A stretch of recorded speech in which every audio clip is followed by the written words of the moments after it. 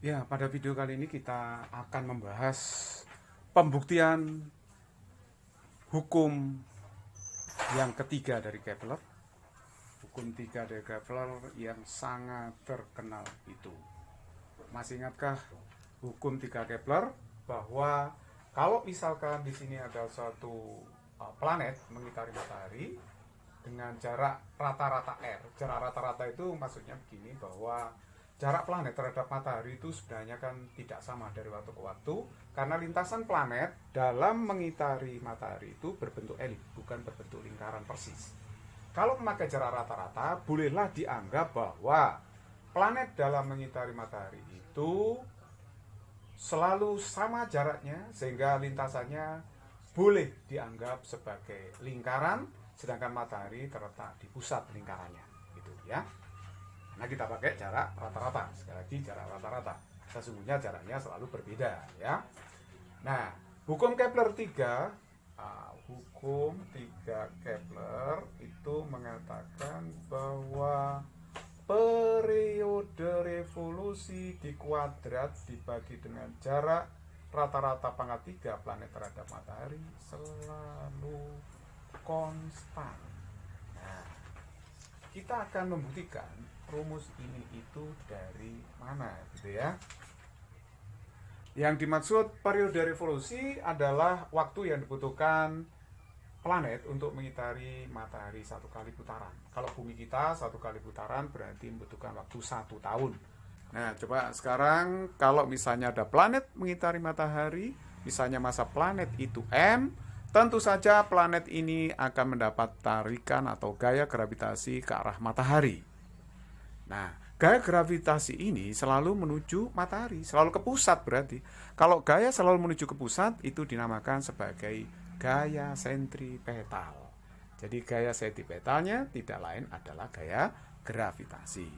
Gaya sentripetal yang pernah kita pelajari di kelas 10 ya, sebelumnya sebelum bab ini adalah M kali AS. AS itu percepatan sentripetal. Sedangkan gaya gravitasi itu gigi, mumi, remuk-remuk. Nah, ini ya, gigi, mumi, remuk-remuk. Tuh. Nah, sekarang bisa kita coret ini. Ternyata masa planetnya bisa saya coret. AS-nya itu ada 2 rumus. Bisa pakai V kuadrat per R, bisa juga pakai rumus ini AS-nya. Omega kuadrat kali R. Ya, moga-moga masih ingat ya. GM per R kuadrat. Tapi omeganya kita urem jadi 2pi per periode, saya kuadrat kali R sama dengan GM per R kuadrat. Nah, ini hasilnya adalah 4pi kuadrat T kuadrat GM, ini saya pindahkan sini, R pangkat 3. Akhirnya kita dapatkan bahwa T kuadrat per R pangkat 3, saya pindah kalikan silang ya. Nah, akhirnya dapatnya adalah 4pi kuadrat per GM. Kita tahu Pi itu adalah bilangan konstan ya. M itu juga masa matahari kan nggak cuil ya, konstan nih. Jadi kalau begitu T kuadrat per R kuadrat berarti selalu konstan. Nah ya, T kuadrat dibagi dengan R pangkat 3 itu berarti selalu bilangan tetap alias konstan. Nah, seperti itu. Ini yang disebut sebagai hukum 3 Kepler.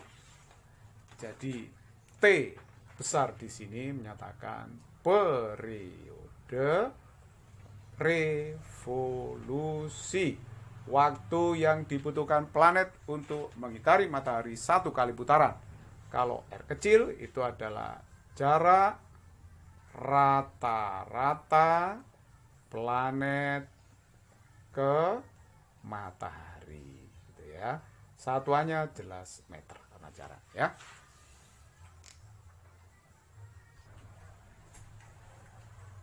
Nah, ini kita tahu dalam tata surya matahari itu sebagai pusat ya. Sedangkan Merkurius, Venus, planet-planet itu pasti mengitari matahari.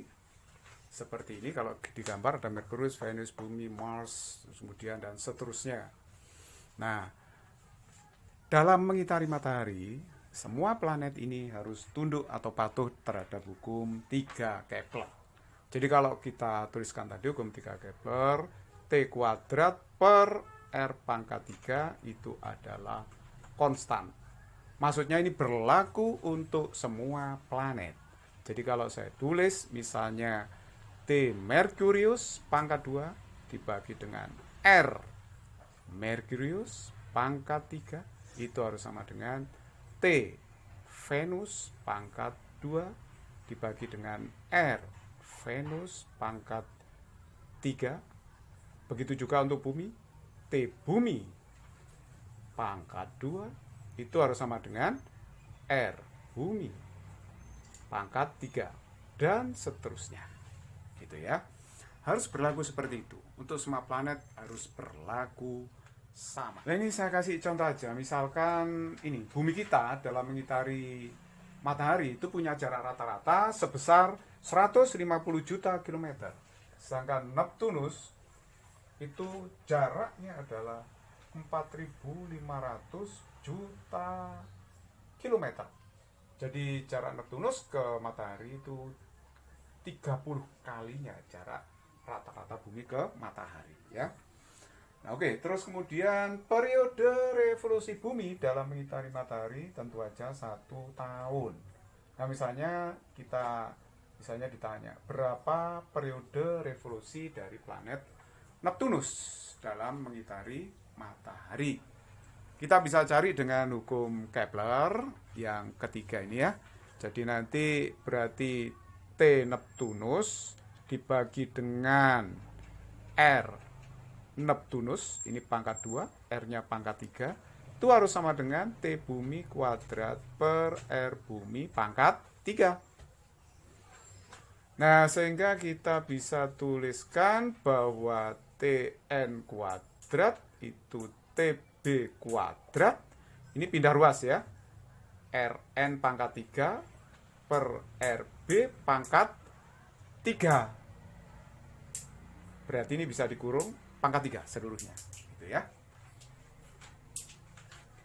Akhirnya kita dapatkan bahwa Tn itu adalah akar dari semua. Kalau di akar ruas kanannya jadi Tb. Berarti ini kalau di akar nanti Rn per Rb-nya lepas. Karena ini Rn per Rb kuadrat pangkat Rn per Rb. Rn per Rb-nya sisa, berarti ini akar lagi Rn per Rb. Nah, seperti itu.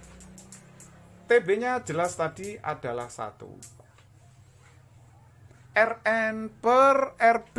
Kalau Anda lihat di sini Rn per Rb adalah 30. Nah, 30 kan?